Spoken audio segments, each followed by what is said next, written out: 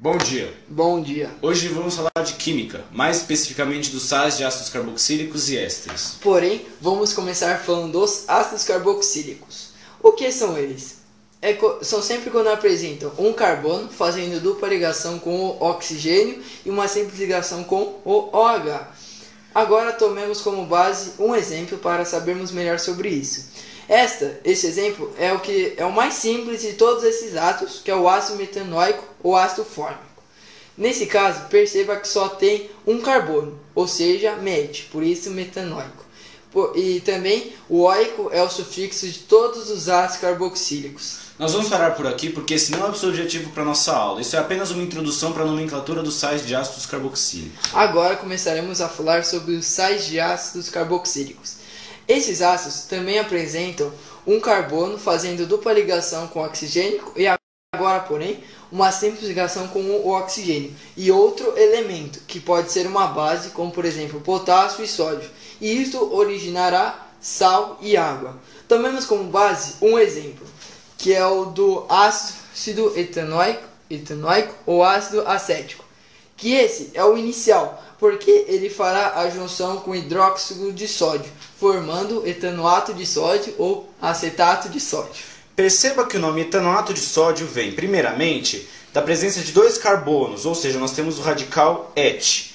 E segundo, nós temos o ico, que era no ácido carboxílico, vai virar ato no sal de ácido carboxílico. E o sódio do hidróxido de sódio vai vir depois. Agora vamos falar do segundo exemplo, que é 2-metilbutanoato de sódio. Nesse caso, o ico já virou ato, como vocês podem perceber.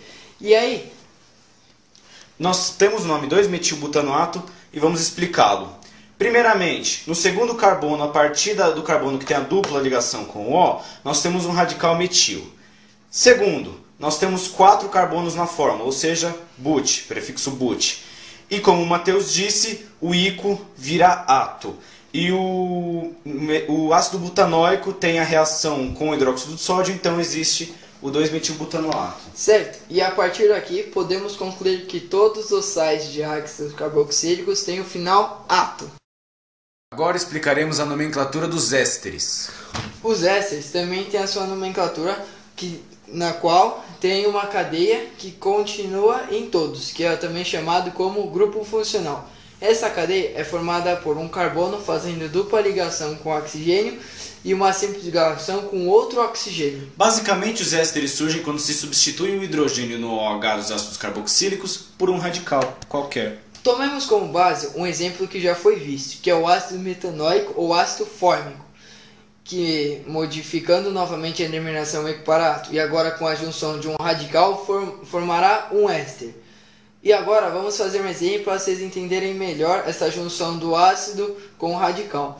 O ácido metanoico com o radical metil. Quando for juntar esses dois, formará um éster, que é o metanoato de metilar, ou formiato de metilar. E outro exemplo é o ácido etanoico, que quando adicionamos um radical metil, torna-se etanoato de metila. Vale lembrar que no final não é metil, que é o nome do radical de fato, é metila, com A no final.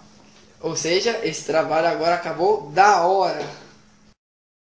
Created using Powtoon.